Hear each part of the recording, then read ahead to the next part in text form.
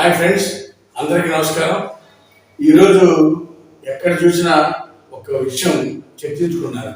అదేమనగా మన మాజీ ముఖ్యమంత్రి వైఎస్ జగన్మోహన్ రెడ్డి గారి సెక్యూరిటీ అంశం మీద చర్చించుకుంటా ఉన్నారు. జగన్మోహన్ రెడ్డి గారికి ముఖ్యమంత్రిగా ఉన్నప్పుడు 330 కోట్ల రూపాయలతో 934 మందిని సెక్యూరిటీగా పెట్టుకున్నారు ఆయన.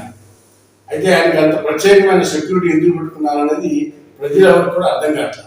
ఎందుకంటే ఈయన ప్రజా అభిమానం ఉన్న నాయకుడు, ప్రజల్లో చాలా అభిమానం ఉన్న నాయకుడు. ఆయనకి భయమెందుకు? ఎవరి నుంచి థ్రెట్ ఉంది ఆయనకి? చంద్రబాబు నాయుడు గారి కంటే నక్సలైట్ నుంచి థ్రెట్ ఉంది. ఆల్రెడీ ఒకసారి బాంబ్ బ్లాస్ట్ చేశారు అలిపిరిలో, ఆయన బతికి బయటపడ్డాడు. కాబట్టి కేంద్ర ప్రభుత్వం ఆయన జడ్జిస్ కేటగిరీ ఇచ్చింది. అలాగే నేటి రాష్ట్ర ప్రభుత్వం జగన్మోహన్ రెడ్డి గారికి జడ్జిస్ కేటగిరీ సెక్యూరిటీ ఇచ్చింది. ప్లస్ మాజీ ముఖ్యమంత్రికి ఏ స్థాయి సెక్యూరిటీ ఇస్తారో ఆ స్థాయి సెక్యూరిటీ పూర్తిగా కల్పించింది. ఎక్కడా కూడా వివక్ష లేదు.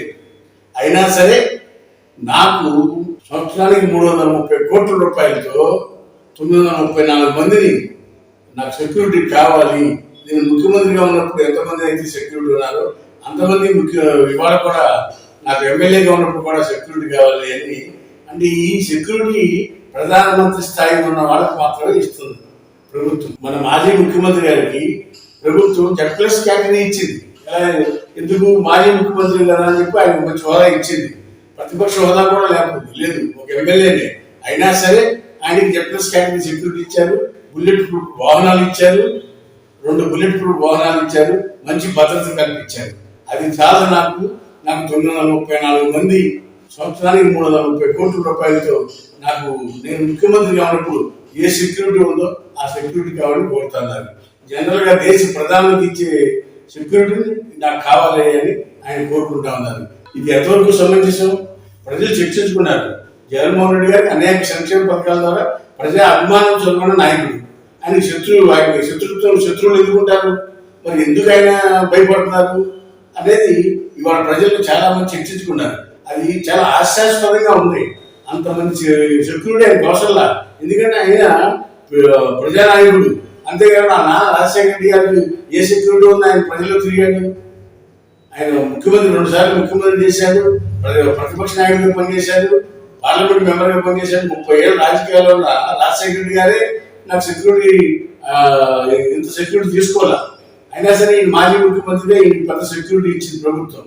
అయినా అది చాలదన్నట్టు 330 కోట్లు ఖర్చు పెట్టి 934 మందిని నాకు సెక్యూరిటీ కావాలి, నేను ముఖ్యమంత్రిగా ఎలా ఉన్నానో అప్పుడున్న సెక్యూరిటీ నాకు కల్పించమని హైకోర్టుకి వెళ్ళారు. దీని మీద ప్రజలందరూ కూడా నవ్వుకుంటున్నారు. జగన్మోహన్ రెడ్డి గారు, మీరు ఎందుకు ఇలా ఆలోచిస్తారో?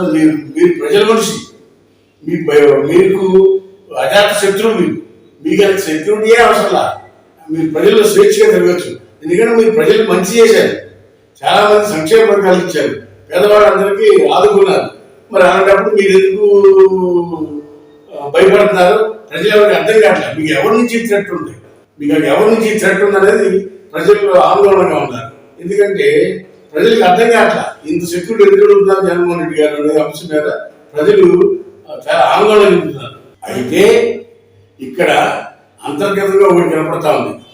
ఏదో ఒక సమస్యలు ప్రభుత్వానికి సృష్టించి ఈ నాకు సెక్యూరిటీ ఇవ్వలేదు, నాకు వివక్ష చూపించారని చెప్పి ప్రభుత్వం మీద నెపవేయడానికి ఆయన ఉన్నట్టు ప్రజలకు అర్థమవుతా ఉంది.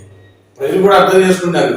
మనం ఎంతవరకు ప్రజలు అమాయకులు అంటే కుదరదు. ప్రజలు చాలా తెలివైనాడు. మనం చేసే ప్రతి చర్యని కూడా ప్రజలు అర్థం చేసుకున్నారు. జగన్మోహన్ రెడ్డి గారు, దయచేసి మీరు పాజిటివ్ ఆలోచించి మంచి నిర్ణయాలు తీసుకోవాలని కోరుకుంటా ఉన్నారు. హాయ్ ఫ్రెండ్స్, మా ఫ్యూచర్ టుడే ఛానల్ చూస్తున్నందుకు చాలా థ్యాంక్స్. మరిన్ని లేటెస్ట్ వీడియోస్ కోసం వెంటనే సబ్స్క్రైబ్ చేయండి. అలాగే ఈ బెల్ ని కూడా రింగ్ చేసేయండి.